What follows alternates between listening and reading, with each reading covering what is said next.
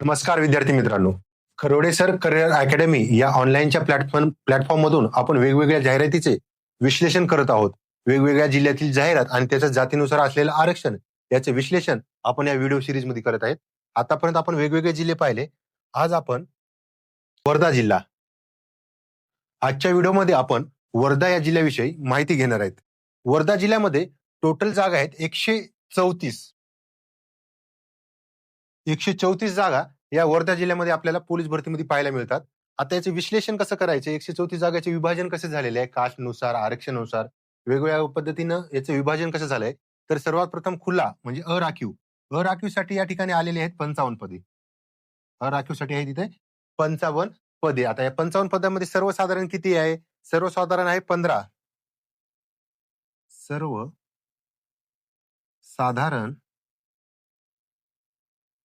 सर्वसाधारण आहे 15 आणि महिलाचं रिझर्वेशन आहे या ठिकाणी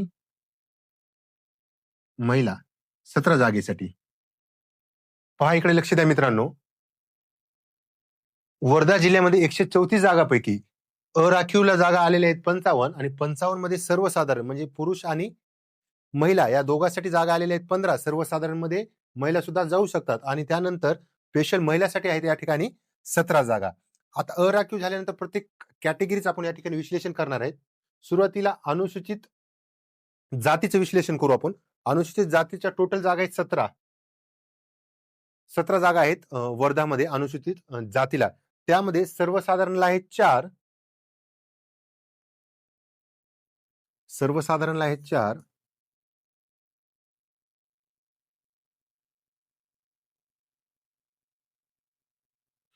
आणि महिलासाठी जागा आहे तिथं 5.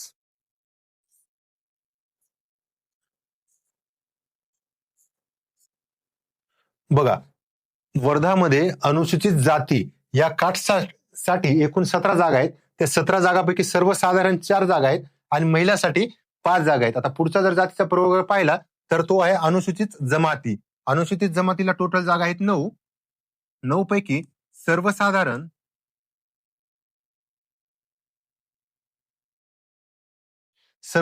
जागा आहेत 5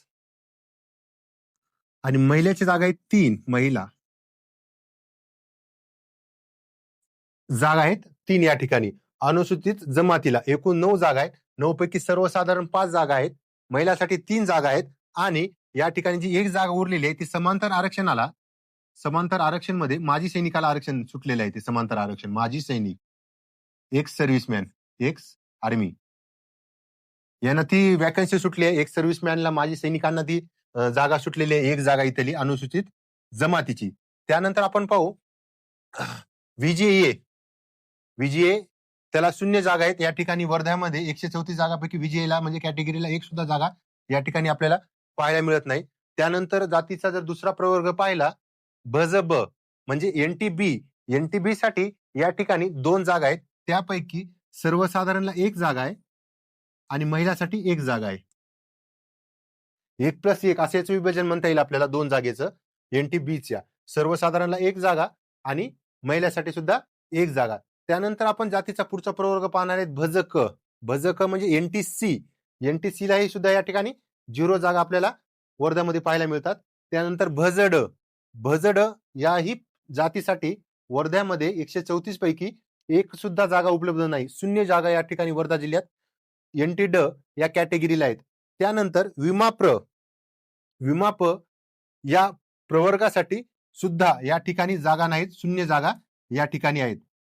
त्यानंतर वर्धामधील ज्या जागा आहेत एकूण जागा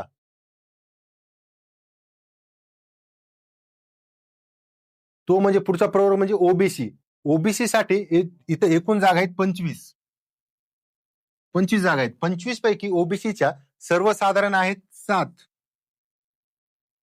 सर्वसाधारण आहेत या ठिकाणी 7 आणि महिलांसाठी सुटलेले आहेत 8.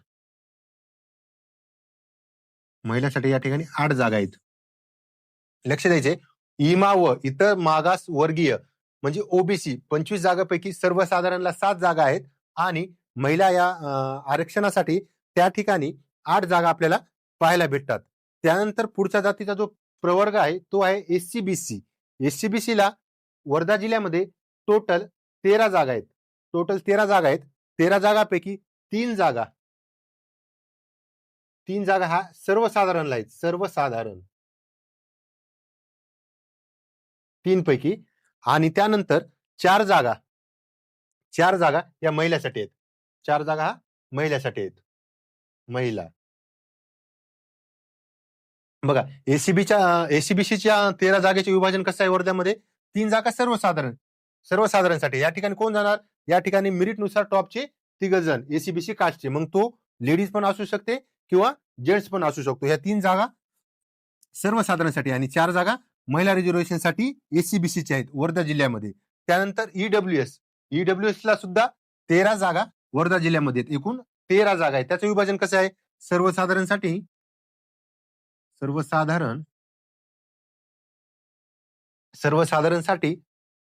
3 जागा आणि महिलांसाठी 4 जागा. बघा 13 पैकी ईडब्ल्यूएस पैकी सर्वसाधारणला आहेत 3 जागा आणि महिलाला आहेत 4 जागा. अशा प्रकारे आज आपण काय केलेलं आहे? वर्धा जिल्ह्याचं टोटल 134 जागेचं आपण विभाजन पाहिलेलं आहे. कोणत्या कॅटेगरीला, कोणत्या कास्टला किती जागा आहेत, त्यापैकी सर्वसाधारणला किती जागा आहेत, महिलाला किती जागा आहेत.